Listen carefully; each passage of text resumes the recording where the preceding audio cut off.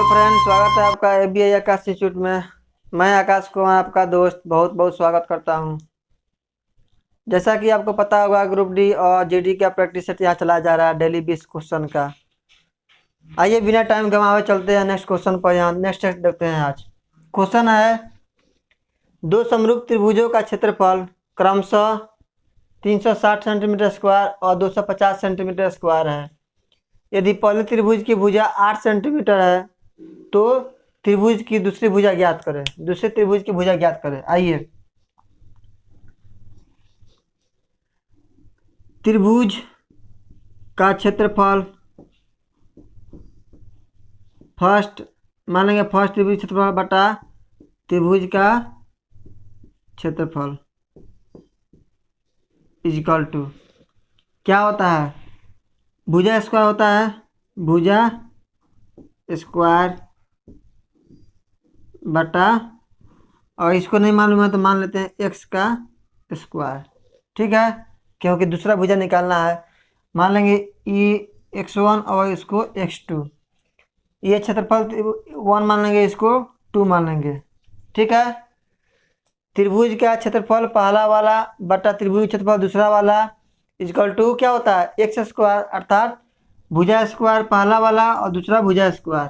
ठीक है, यहाँ पर ऐसे लिखते हैं। अच्छा, कोई इशू नहीं। आइए, पहला 360 बटा 250 इक्वल टू पहला 8 का स्क्वायर 64 बटा एक्स का स्क्वायर। ठीक है, दूसरा का निकालना है। 1 0 से 1 0, ये कट जाएगा 4 से 4 16वां और 4 9वां। ठीक है, 9x स्क्वायर इजिकल टू क्या होगा? 16 25 से गुना करेंगे 400। एक्स स्क्वायर इजिकल टू 400 बटा 9। एक्स का मान क्या होगा? 20 बटा 3। इसका स्क्वायर भेजेंगे इधर तो 20 इसका होता है और 3 इसका, तो एक्स का मान 602 बटा 3 सेंटीमीटर क्या हुआ? ये दूसरा भुजा आ गया। ठीक है, एक बार देखिए, उतारिए। अब आइए अगला क्वेश्चन पर बढ़ते हैं। आइए मेरे प्यारे दोस्तों, नेक्स्ट क्वेश्चन दिया हुआ है, वह वृत्त का क्षेत्रफल ज्ञात करें जो 2 मीटर स्क्वायर क्षेत्रफल वाले वर्ग के अंदर बना है, भीतर बना है। अर्थात क्वेश्चन अगर यह वर्ग हुआ, क्या है? वर्ग है। कह रहा है कि इसका वृत्त का क्षेत्रफल ज्ञात करें, अंदर वृत्त का क्षेत्रफल। ओ सॉरी, ठीक है, सॉरी। 2 मीटर क्षेत्रफल वाले वर्ग का क्षेत्रफल ज्ञात कर, अंदर इसके अंदर वृत्त है। अगर ये 2 है क्षेत्रफल तो वर्ग का क्षेत्रफल क्या होता है? भुजा square L square equal to 2। Sorry, सही है। तो एल बराबर क्या हो जाएगा? √2। एल मतलब भुजा इसका आ गया कितना? √2। थोड़ा ध्यान दीजिए इधर बोर्ड की तरफ। अगर ये भुजा इसका है तो ये जो वृत्त टच जो कर रहा है तो इसका व्यास होगा यहाँ से यहाँ तक व्यास, हाँ या ना? ये जो इसका क्या होगा? व्यास होगा। क्यों व्यास होगा? क्योंकि एक वृत्त के एक सरकमफ्रेंस दोनों परिधि का जो मिलाते हैं वो क्या होता है? व्यास। बीचों बीच जा रहा है, यहाँ पर व्यास हुआ। यहाँ पर अगर सेंटर लेते हैं तो ए भी आर, अर्थात ये 2r के बराबर है व्यास। लिख सकते हैं 2r इजिकल टू क्या? व्यास जो यही है √2, यहाँ पर है तो ये भी √2 होगा, ये भी √2 होगा। अरे हाँ या ना? तो √2, तो r बराबर क्या लिख सकते हैं? √2 बटा 2। इसे काटेंगे एक बार तो √2 टाइम्स कट जाएगा, अर्थात 1/√2। सही है। अब क्वेश्चन क्या दिया हुआ है कि ये वृत्त जो बना है अंदर, इसका क्षेत्रफल ज्ञात करें। तो वृत्त का क्षेत्रफल क्या होता है? पाई आर स्क्वायर, अर्थात पाई के मान नहीं रहने देते हैं, मान कर सॉल्व कर लीजिएगा। पाई के मान पाई 1/√2 का स्क्वायर, अर्थात पाई गुना 1/2, पाई बाई 2 क्या होगा? इस क्वेश्चन का राइट आंसर होगा। आइए नेक्स्ट क्वेश्चन की ओर बढ़ते हैं। आइए अगला क्वेश्चन है दिया हुआ, किसी त्रिभुज की माध्यिकाएं दिया हुआ है 9 सेंटीमीटर, 12 सेंटीमीटर, 15 सेंटीमीटर। तो त्रिभुज का क्षेत्रफल ज्ञात करें। अगर ये त्रिभुज है तो आप पहले बात ध्यान दीजिए कि जब 9 सेंटीमीटर, 12 सेंटीमीटर, 15 सेंटीमीटर दिया हुआ है भुजा, इसके मतलब कुछ देख के याद पड़ रहा होगा कि ये कौन सा त्रिभुज बना रहा होगा? राइट एंगल ट्रायंगल, समकोण त्रिभुज बना रहा होगा। क्यों? ट्रिपलेट है ना ये। क्या होगा? ये 15 है, ये 9, तो ये 12। ठीक है, ट्रिपलेट बना रहा होगा। 144, 81, 225, सही है।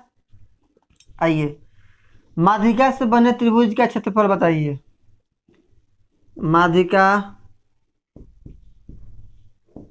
माध्यिका से बने त्रिभुज का क्षेत्रफल बताइए। बहुत सारे स्टूडेंट बना लिए होंगे। आइए देखते हैं। फॉर्मूला होता है 4/3 त्रिभुज का क्षेत्रफल, और जो सा त्रिभुज बनाए वो त्रिभुज का क्षेत्रफल। तो यहाँ पर राइट एंगल ट्रायंगल बना रहा है, 4/3 इसका क्षेत्रफल क्या होता है? राइट एंगल ट्रायंगल का 1/2 बी गुना एच। ठीक है, 4/3 1/2 गुना बी कितना है? 9 गुना 12। ठीक है, 6 दूना 12, 9 दूना 18, चौका 72। क्या होगा? सेंटीमीटर स्क्वायर हमारा इस क्वेश्चन का राइट आंसर होगा। आइए नेक्स्ट क्वेश्चन की ओर बढ़ते हैं। आइए अगला क्वेश्चन की ओर बढ़ते हैं। क्वेश्चन है एक लंब बेलन की आधार त्रिज्या और वक्र पृष्ठ क्षेत्रफल क्रमशः r यूनिट और 4πr/h यूनिट स्क्वायर है। तो बेलन की ऊंचाई ज्ञात करें। आइए क्या होता है बेलन का वक्र पृष्ठ क्षेत्रफल? तो बेलन का वक्र पृष्ठ क्षेत्रफल होता है 2πr, दिया हुआ है क्वेश्चन में, आधार त्रिज्या दिया हुआ है r, और h मान लेते हैं अपना से कैपिटल H। क्यों? क्योंकि बेलन की ऊंचाई निकालना है तो कैपिटल H मान लेते हैं अपना से। ठीक है, ये दिया हुआ है क्वेश्चन में कितना? वक्र पृष्ठ क्षेत्रफल दिया हुआ है 4πRh, 4πRh। यहाँ समझ में आया कि नहीं एक बार जरूर देखें। ठीक है, समझ में आ गया होगा। जब यहाँ सॉल्व करते हैं तो πr से πr कट जाएगा, 2 से 2 कट जाएगा, तो h बराबर क्या होगा हमारा? 2h। यही मेरा क्या होगा? राइट आंसर हो जाएगा। ठीक है, बहुत ही शानदार क्वेश्चन, उम्मीद है कि बहुत अच्छा तरह से समझ में आ गया होगा। आइए अगला क्वेश्चन की ओर बढ़ते हैं। अगला क्वेश्चन दिया हुआ है, यदि दो ठोस घनों का आयतन में 27:64 के अनुपात में है तो संपूर्ण पृष्ठ क्षेत्रफल का अनुपात क्या होगा? दो घन है जिसका आयतन दिया हुआ कितना? 27 और 64, ये भी L है और ये भी L। तो इसका अगर भुजा निकालते हैं L तो क्या होगा? अगर यहाँ हटाते हैं L, भुजा निकालते हैं तो क्या हो जाएगा? L क्यू होता है, अर्थात 3:4 हो जाएगा। सही है। पूछ रहा है संपूर्ण पृष्ठ क्षेत्रफल, total surface area of cube, घन का संपूर्ण पृष्ठ क्षेत्रफल क्या होता है? 6L², अर्थात 6 दोनों मल्टीप्लाई होगा, दोनों कट जाएगा तो एल स्क्वायर होगा, तो एल स्क्वायर इसका मतलब इसका 9 और इसका 16, इनमें क्या हो जाएगा, आंसर हो जाएगा। चलिए अगला क्वेश्चन की ओर बढ़ते हैं।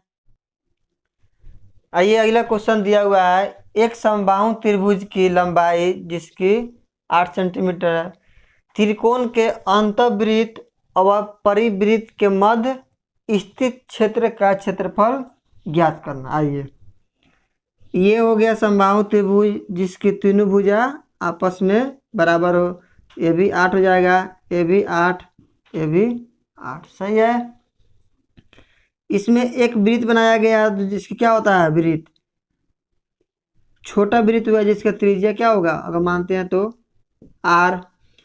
ये हो गया अंतःवृत्त, और एक बोल रहा है परिवृत्त अर्थात बड़ा वृत्त, इंग्लिश में इसको कहते हैं, एक को कहते हैं टच है, इसको बोलते हैं इनर सर्किल और इसको बोलते हैं सर्कम सर्किल। ये अंतःवृत्त और एक परिवृत्त। तो अंतःवृत्त का त्रिज्या क्या होता है, a/2√3, अर्थात निकालेंगे तो 8/2√3 4 4/√3, ये क्या हुआ अंतःवृत्त। और परिवृत्त का रेडियस क्या होता है, a/√3, ये आपको याद करना पड़ेगा। a का मान 8/√3। अब ये वृत्त है, ये भी वृत्त है और ये भी वृत्त है, तो इससे बचा हुआ भाग जो पूछ रहा है ये सब इसी का क्षेत्रफल पूछ रहा है, ठीक है। आइए क्षेत्रफल निकालते हैं। अगर एरिया निकालते हैं इसका एरिया तो क्या होता है, πr² वृत्त का होता है, तो पाई कैपिटल R² मतलब इसका स्क्वायर और माइनस स्मॉल r², ठीक है। कैसे बनाए, अगर इसका वृत्त का निकालेंगे तो पाई कैपिटल R² और छोटा वृत्त निकालेंगे तो घटा देंगे तो क्या हो जाएगा, πr², पाई कॉमन लेंगे वह आ गया। तब ये इसका एरिया और इसका एरिया निकाल लेंगे तो बचा हुआ भाग यही तो है, तो इसी का क्षेत्रफल पूछ रहा है क्वेश्चन में, ठीक है। आइए 22/7 इंटू R² कैपिटल का तो 64/3 डायरेक्ट लिखते हैं, ठीक है, माइनस स्मॉल r 16/3, कोई परेशानी नहीं होनी चाहिए, कोई इशू नहीं। आइए यहाँ पर देखते हैं थोड़ा, 22/7 गुना इसको घटाएंगे 3 एलसीएम होगा 16 64, या इसका क्या हो जाएगा 48 48 हो जाएगा बटा 3, 16 से कट जाएगा, ठीक है, सही है। 16 दूना 32, 3 32 35 बटा 7, इसको पूर्णांक पर तोड़ेंगे तो क्या होगा 7 × 5 = 35, 0 2/7, क्या हो जाएगा हमारा एरिया है, तो सेंटीमीटर स्क्वायर हमारा इस क्वेश्चन का राइट आंसर होगा, ठीक है, बहुत अच्छा। आइए अगला क्वेश्चन देखते हैं। आइए क्वेश्चन है, एक 150 मीटर लंबी रेलगाड़ी 36 किलोमीटर प्रति घंटा की चाल से चल रही है। रेलगाड़ी की दिशा में 9 किलोमीटर प्रति घंटा की चाल से एक व्यक्ति साइकिल चला रहा है। क्वेश्चन पूछ रहा है कि 9 किलोमीटर प्रति घंटा की चाल से साइकिल चला रहे एक व्यक्ति को पार करने में कितना समय लेगा, अर्थात रेलगाड़ी का समय पूछ रहा है कि 9 किलोमीटर प्रति घंटा की चाल से चल रहे व्यक्ति की कितने समय में पार कर जाएगी। आइए क्वेश्चन बताए थे इसके पहले टाइम एंड डिस्टेंस में कि अगर रेलगाड़ी चल रही है, उसी दिशा में कोई व्यक्ति चले या कोई और ट्रेन चले तो रिलेटिव स्पीड क्या होता है, घटता है, क्यों, क्योंकि सेम दिशा में चल रही है। आइए डिस्टेंस दिया है 150 मीटर, सही है, इक्वल डिस्टेंस क्या होता है स्पीड गुना टाइम, तो 36 किलोमीटर प्रति घंटा माइनस 9 किलोमीटर प्रति घंटा हो जाएगा, क्योंकि एक ही दिशा में जा रही है, हाँ या ना। गुना टाइम क्या है निकालना है। एक और बात यहाँ पर थोड़ा चेंज, 1 किलोमीटर प्रति घंटा में है तो इसको क्या चेंज करेंगे, 5/18 से गुना करेंगे तो इसे क्या हो जाएगा, मीटर प्रति घंटा में आ जाएगा। उसके बाद टी लिखते हैं, ठीक है। 150 इजिकल टू 27 गुना 5/18 गुना टी। 6 3 6 18, 9 दूनी 18, 9 तिके 27, 15 से कटेगा 10, ठीक है। तो टी बराबर कितना हो जाएगा, 20 सेकेंड क्या हो जाएगा हमारा, इस क्वेश्चन का राइट आंसर होगा। आइए अगले क्वेश्चन की ओर फिर से बढ़ते हैं। आइए अगला क्वेश्चन दिया हुआ है, एक कार का प्रत्येक पहिया प्रति सेकंड 5 चक्कर लगाता है। यदि पहिए का व्यास 84 सेंटीमीटर है तो कार की चाल मीटर प्रति सेकंड में ज्ञात करें। आइए बहुत आसान क्वेश्चन है, 5 चक्कर लगा रहा है प्रति सेकंड में, प्रति सेकंड में लगा रहा है, ठीक है, ठीक है।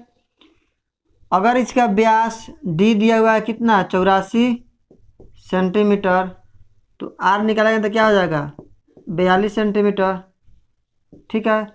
पहिया जब एक चक्कर लगाया गया अर्थात वृत्त का एक चक्कर लगाने सर्कमफ्रेंस परिधि अर्थात 2 पाई आर, यही होता है, परिधि बराबर सर्कमफ्रेंस बराबर 2 गुना 22/7 गुना आर कितना 42, ठीक है। 7 छक 42, 6 दूना 12, 12 दूना 24 के 4 हाथ में 2, 12 दूना 24 और 2 26, इतना क्या हो गया सेंटीमीटर हो गया। एक चक्कर में इतना लगाया गया, तो क्वेश्चन पूछ रहा है 5 चक्कर प्रति सेकंड लगा रहा है तो गुना 5, ठीक है। क्या हो जाएगा 20, 30 2 32, 10 3 13, इतना प्रति चक्कर ये लगाएगा हमारा, तो यही हमारा क्या हो जाएगा आंसर हो जाएगा, मीटर प्रति सेकंड, सही है। आइए अगला क्वेश्चन पर मिलते हैं। आइए अगला क्वेश्चन दिया हुआ है, 4 लड़के तथा 3 लड़कियां औसत रूप से 120 रुपया खर्च करते हैं, ठीक है। यदि लड़के औसत रूप से 150 रुपया खर्च करते हैं तो लड़कियां का औसत खर्च ज्ञात करें। क्वेश्चन बताए हैं, कभी आपको एवरेज का क्वेश्चन बताए तो सबसे आसान और इजी मेथड क्या होता है, एलिगेशन का लगाइए। एलिगेशन लगाते हैं, अगर ये बॉय हो गया यहाँ पर गर्ल हो गया, ठीक। बॉय कितना खर्च हो रहा है 150 रुपया, गर्ल का निकालना है तो मान लेंगे x रुपया, हाँ या ना। एलिगेशन लगाते हैं यहाँ पर, ये कितना होगा, दोनों का औसत रूप दिया है खर्च कितना 120, तो ये हो जाएगा 120। अब इसको यह निकालना है, लेकिन 4 लड़के और 3 लड़कियां का औसत रूप दिया है, 4 लड़के यहाँ मान लेंगे और 3 लड़कियां यहाँ मान लेंगे, कोई इशू नहीं होना चाहिए। अगर ये रेशियो में है तो यहाँ पर 40 लिखेंगे तो कोई दिक्कत नहीं होना चाहिए, और यहाँ पर 30 लिखेंगे तो कोई दिक्कत नहीं होना चाहिए। बोलो, एलिगेशन का मतलब क्या होता है कि ये संख्या और ये संख्या और यह संख्या, 3 गो संख्या, अगर ये संख्या इससे बड़ा है तो यहाँ की संख्या इससे छोटा होना चाहिए, तभी एलिगेशन बनता है। अर्थात 150 में से 120 घटा तो यहाँ 30 होगा, तब यहाँ पर क्या होगा 120 में से 40 घटेगा तो यहाँ पर होगा अर्थात 80 जो हो जाएगा हमारा क्या होगा, लड़कियों का औसत खर्च रुपया है, ठीक है। इसलिए इसका आंसर मेरा 80 ही हो जाएगा, ठीक है। आइए अगला क्वेश्चन की ओर देखते हैं। आइए अगला क्वेश्चन देखते हैं, औसत का है। 10 संख्याओं का माध्य 30 या औसत 30 जो भी कहिए। बाद में ज्ञात हुआ कि कुछ त्रुटि के कारण 15 और 23 को 51 और 32 अंकित किया गया, लिखा गया। तो पूछ रहा है कि सही माध्य या सही औसत ज्ञात करें। आइए, 10 संख्याओं का औसत कितना है 30, या 10 संख्याओं का माध्य कितना है 30, तो ओरिजिनल माध्य कितना होगा 300। अरे हाँ या ना बोलो, आसान है। 10 संख्याओं का माध्य इतना है तो पूरा का औसत निकालिए, 300 हुआ। सही है। बाद में ज्ञात हुआ कि उसका रीचेक हुआ, तो ज्ञात हुआ कि 15 और 23 को क्या लिख दिया गया, 51 और 32 लिख दिया गया। लिखना था 15 23, लिखा गया 51 32। तो क्या होगा, दोनों को जोड़ते हैं तो ये हुआ 8, तो ये हुआ 3, तो ये कितना हो गया होगा 83 हो गया होगा। इसी का तो उल्टा है ये। सही। लिखना था कितना क्वेश्चन में, उसको लिखना था मार्क्स देना था 38, लेकिन गलती से दिया कितना गया, नींद लग गया होगा बेचारा को। क्या देना था 38, आँख पलके में उसको दिखाई दे दिया 83, वो लगा उसको 83 है, वो लिख दिया 83। कितना ज़्यादा हो गया बोलो, 13 में से 5, 45 क्या हो गया, अंक ज़्यादा दे दिए थे। तो 45 अंक यहाँ पर क्या होगा, घटाएंगे। क्यों, क्योंकि 45 अंक ज़्यादा दे दिया था, वो आँख झपकी के चक्कर में नींद लग गया था। घटाएंगे, क्या हो जाएगा 5 5 2। ये जो 255 बचा, किसका बचा, 10 संख्याओं का माध्य बचा। क्यों, क्योंकि 2 है, यहाँ भी 2, दोनों बराबर एक्सचेंज ऑफर खेला। तो 255, तो नया माध्य क्या होगा इसका, बटा 10, अर्थात 25.5 मेरा क्या होगा, नया मेरा माध्य 25.5 मेरा नया औसत निकल गया। सही है। आइए अगला क्वेश्चन की ओर बढ़ते हैं। आइए अगला क्वेश्चन दिया हुआ है यहाँ पर, 9 विद्यार्थी का औसत 16 है। एक शिक्षक और सम्मिलित हो जाने के कारण नया औसत 17 हो जाता है। तो 10वां शिक्षक ज्ञात करें कि 10वां शिक्षक, या इस क्वेश्चन ऐसा बोला जाता है, 9 विद्यार्थियों का औसत उम्र 16 है। एक शिक्षक और शामिल होने के कारण उसका नया औसत 17 हो जाता है। तो शिक्षक की उम्र ज्ञात करें। आसान क्वेश्चन है, सेम लॉजिक। 9 विद्यार्थी का औसत आयु कितना है 16। एक शिक्षक और चलाता है उसमें, जिसका पता नहीं है जो कितना बरस का है या क्या है। तो नया औसत 17 हो जाता है। कितना व्यक्ति का, पहले था 12, एक टीचर और आ गया था, कितना पहले था 9, एक टीचर उसमें जुड़ गया था, बच गया कितना हो गया 10। ठीक है। 16 नवा 144 plus x equal to 170, x equal to क्या हो जाएगा 26, यही हो जाएगा। 10वां शिक्षक जो है 26 वर्ष का था, या 10वां शिक्षक 26 का था। ठीक है। आइए नेक्स्ट क्वेश्चन देखते हैं। आइए, क्वेश्चन है कि एक बंडल 12 बंडलों का औसत वजन 1.8 kg है। एक नए बंडलों को सम्मिलित होने के कारण औसत वजन क्या होता है 50 ग्राम कम हो जाता है। तो नए बंडल का औसत वजन ज्ञात करें। Same question, same logic. क्या है यहाँ पर, 12 बंडल है जिसका औसत वजन 1.8 kg है। एक बंडल और शामिल हो जाता है तो उसका औसत वजन 1 कितना कम हो जाता है 50 ग्राम, 50 ग्राम कम हो जाता है, गुना 12 पहले था, अब कितना हो गया 13 हो गया, एक बंडल शामिल हुआ। तो ये ध्यान दीजिएगा 50 ग्राम कम हुआ। ठीक है। इसको गुना कराएंगे तो 12/96, 9 12 9 21, ठीक है, प्लस एक्स इजकल टू, इसको जब यहाँ पर सिंप्लीफाई करेंगे तो ये 1.75 गुना 13। अब बहुत समझ रहे होंगे कि 1.75 कैसे होगा, 1.30 होगा। तो ध्यान दीजिए 1 kg या 800 ग्राम है ये, 1 kg 800 ग्राम में से 50 ग्राम घटाएंगे तो क्या हो जाए, 1 kg 75 ग्राम नहीं बचेगा क्या? ठीक है, तो x बराबर क्या होगा, ये गुना कराएंगे यहाँ पर तो गुना क्या हो जाएगा, गुना कराने पर 13 पच्चे 65, 6 13 सत्ते 91, 6 97, 9 13 9 22। ठीक है, इधर करेंगे इधर 21.6। एक्स इजिकल टू क्या होगा, इसमें से घटाएंगे तो क्या हो जाएगा 5 1 1, इतना बंडलों का औसत केजी ग्राम हो जाएगा। हाँ या ना, सही है। चलिए आते हैं अगला क्वेश्चन पर। आइए अगला क्वेश्चन यहाँ पर दिया हुआ है x tan 60 degree plus cos 45 degree equal to sec 45।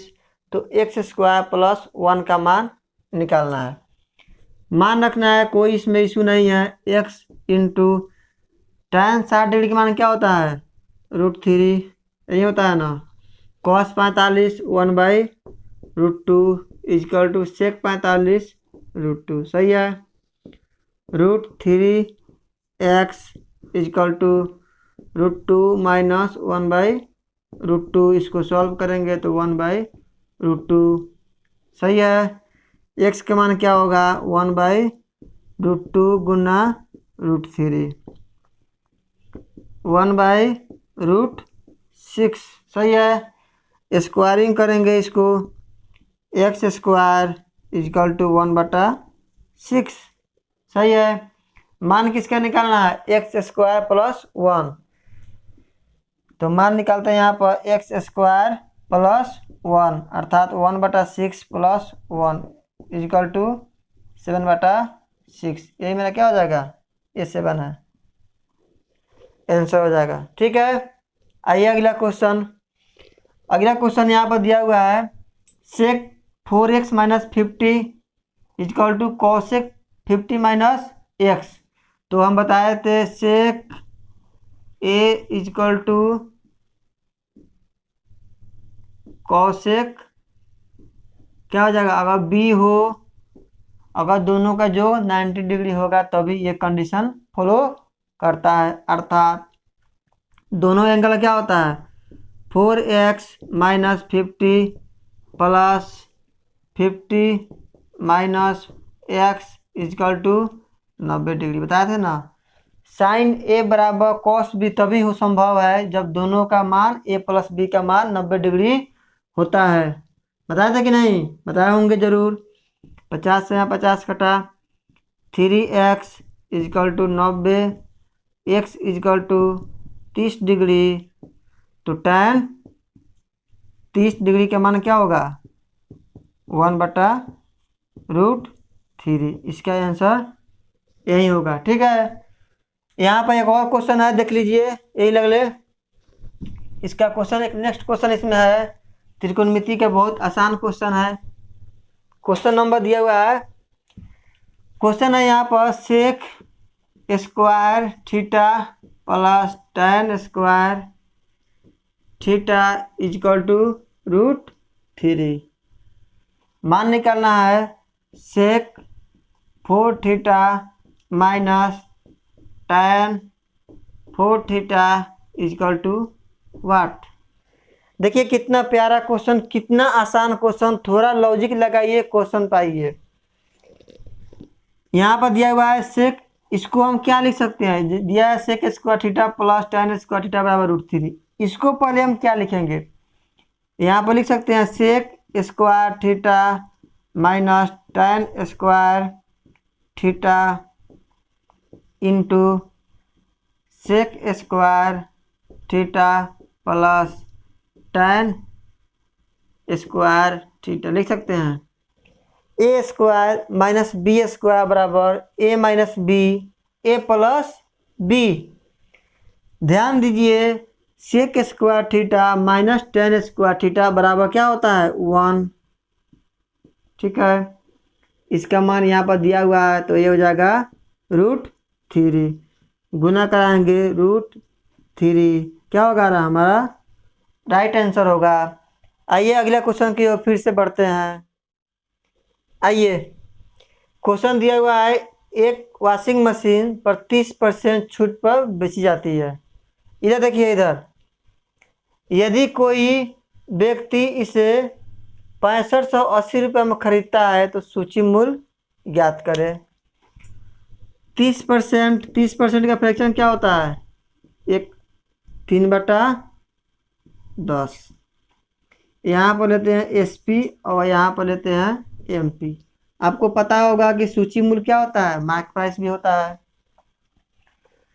30% छूट अर्थात -3, 10 पर 3 छूट दे रहा होगा, अर्थात बेचता कितना में होगा। अगर मार्क प्राइस इसका 10 रखते हैं तो 3 देता होगा छूट, तो बेचता कितना में होगा 7 में। अरे हाँ या ना बोलो, ठीक है। आइए, जब 7 में बेच रहा है तो कोई व्यक्ति इसको इतना में खरीद रहा है तो 7 यूनिट रिप्रेजेंट किसको करेगा, 6580 को। तो 1 यूनिट बराबर कटेगा तो क्या हो जाएगा 7 9 63, 2 7 चौका 28। हाँ या ना, सही है। तो 10 यूनिट बराबर क्या रिप्रेजेंट करेगा, गुना 940, अर्थात 9400 में वो सामान का मार्क प्राइस रखा होगा। अब आइए क्वेश्चन, कुछ स्टूडेंट समझ रहे होंगे कि जब ये खरीदा जा रहा है तो SP से क्यों इसको रिलेट किए। मेरे प्यारे भाई, आप क्वेश्चन फिर एक बार पढ़िए। यदि कोई व्यक्ति इसे इतना रुपया में खरीदता है, अगर कोई व्यक्ति इसको खरीद रहा है तो हम क्या कर रहे हैं, हम तो इसको सेल आउट कर रहे हैं, हम तो बेच रहे हैं इसको, इसीलिए हम सेलिंग से रिप्रेजेंट कराए। आइए नेक्स्ट क्वेश्चन पर ध्यान देते हैं। आइए नेक्स्ट क्वेश्चन देखते हैं। यहाँ पर बहुत आसान क्वेश्चन, साड़ी का अंकित मूल्य 200 रुपया है। एक दुकानदार सो क्या कर रहा है, अंकित मूल्य पर 20% लाभ लेता है और वह साड़ी को बेचता है। बेचने के बाद उसको क्या कर, छूट देने के बाद 16 रुपया का लाभ कमाता है। एक बार क्वेश्चन फिर से समझें। एक साड़ी का अंकित मूल्य 200 रुपया है। दुकानदार अंकित मूल्य पर 20% की छूट देने के बाद 16 रुपया का लाभ कमाता है, तो उसका लाभ परसेंट क्या होगा यही बताना है। कितना का लाभ, 20% का लाभ, 20% का सॉरी छूट देता है। तो 20% का छूट के मतलब 1/5 यहाँ होता है 20% का फ्रैक्शन, अर्थात लिख सकते हैं 4/5। कोई दिक्कत, 4 पर 1 छूट दिया था, 5/4 लिख सकते हैं 4/5, कोई दिक्कत नहीं। 200 रुपया पर अंकित मूल्य दिया गया है तो 200 रुपया का 4/5 निकालेंगे हम, क्या आएगा 40, 40 चौका 160, कोई दिक्कत नहीं होना चाहिए। अब कर रहा है इस पर जब आ रहा है जो SP हमारा, तो 16 रुपया का क्या हो रहा है, इस पर लाभ हो रहा है, तो इस पर 16 रुपया का लाभ होगा। इसका मतलब कितना रुपया उसका CP रहा होगा, ध्यान दीजिए ध्यान दीजिए। कोई व्यक्ति 160 रुपया में सामान को बेच रहा है जिसमें 16 रुपया उसको लाभ हो रहा है, अर्थात वो सामान कितना में खरीदा होगा, 144 में खरीदा होगा। हाँ या ना, तो प्रॉफिट परसेंट निकालना है हमको। क्या होगा, 16 का लाभ हुआ कितना पर, 144 पर, तो 100 पर कितना। कितना आसान क्वेश्चन, कितना प्यारा क्वेश्चन, ठीक है। 4 से कटेगा 25, ये 4 से कटेगा, 4 3 12, 4 6 24, सही है। 4 से 4, 4 9 36, 25 चौका 100/9, अर्थात 11 सही 1/9%, क्या हो गया, आंसर आ गया, बिल्कुल सही। आइए नेक्स्ट क्वेश्चन की ओर।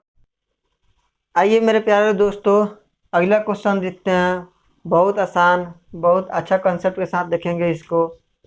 एक दुकानदार किसी वस्तु पर 80 रुपया मूल्य अंकित करता है। यदि 2 क्रमिक छूट, 2 डिस्काउंट लगातार दे रहा है, कितना 5% प्रत्येक देता है, मतलब 5% डिस्काउंट 2 दे रहा है, 2 5% का डिस्काउंट दे रहा है, तो विक्रय मूल्य ज्ञात करें। आइए कितना प्यारा प्यारा प्यारा क्वेश्चन। 80 रुपया है तो 5% डिस्काउंट 1/20 होता है, 5% का फ्रैक्शन। एक डिस्काउंट दिया मतलब 19/20 हम डायरेक्ट लिख सकते हैं इसको, हाँ या ना, सही है। तो इसका 19/5 निकालेंगे, 19/20 अर्थात 20 चौका 80, 19 चौका 76, 76 एगो आया। लेकिन एक छूट नहीं, 2 छूट दे रहा है, तो एक और छूट निकाल लेंगे, कितना 19/20। तो 76 का 19/20 निकालते हैं इसका, ये 10, ये 38, ठीक है, 35 में 70 76 3, ठीक है।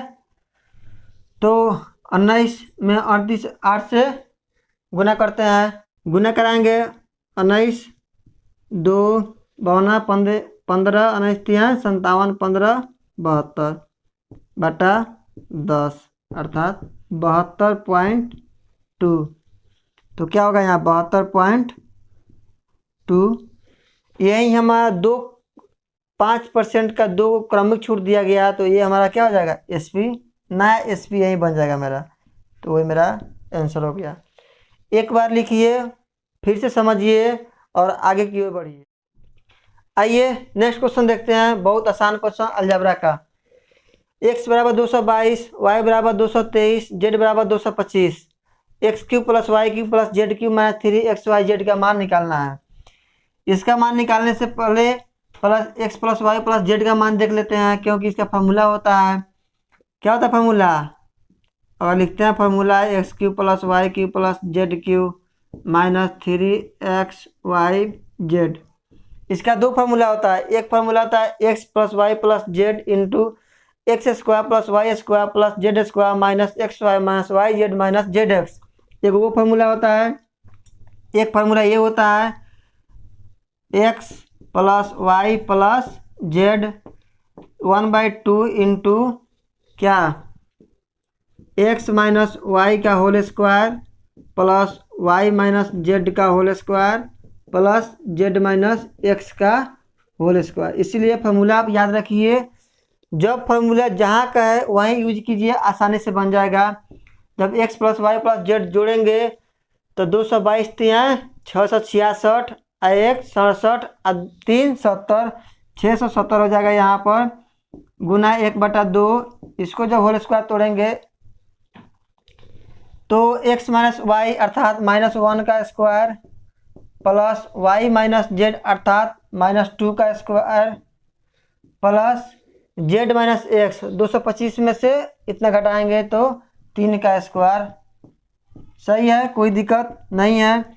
ये काट देते हैं यहीं पर, 3 3 5, ठीक है, 335 गुना ये एक हो जाएगा, ये 4 5 और 9 14, सही है, 9 और 4 13 1 14 गुना करेंगे जो आएगा, जो आंसर 14 25 70 0 7 42 7 49 4 42 4 46, यही मेरा क्या हो जाएगा राइट आंसर हो जाएगा। आइए अगला क्वेश्चन की ओर फिर से बढ़ते हैं, ये आप उतार लिए होंगे। आइए नेक्स्ट क्वेश्चन दिया हुआ है a plus B plus C. अगर जैसे यहाँ पर लिखे थे X plus Y plus Z लिखे थे, यहाँ पर जब भी x plus A plus B plus C अगर मान 0 आया अर्थात क्या कर देगा, सभी का मान 0 कर देगा। इसके मतलब हम लिख सकते हैं a cube plus b cube plus c cube equal to 3ab, यही हमारा आंसर होगा। अब थोड़ा मिस यूज है क्वेश्चन में, मान केवल इतना ही का मान निकालना था, ये मान निकालना था, इसके लिए सॉरी, थोड़ा मिस यूज था। A cube plus b cube plus c cube का मान निकालना था, ये गिवन दिया हुआ था। ठीक है, तो आज के लिए बस इतना ही, फिर मिलते हैं नेक्स्ट स्लॉट में अगर इससे आपको कुछ सीखने का नया मिला होगा तो इस चैनल को सब्सक्राइब, लाइक और कमेंट जरूर कीजिए। बस आज के लिए इतना ही, धन्यवाद।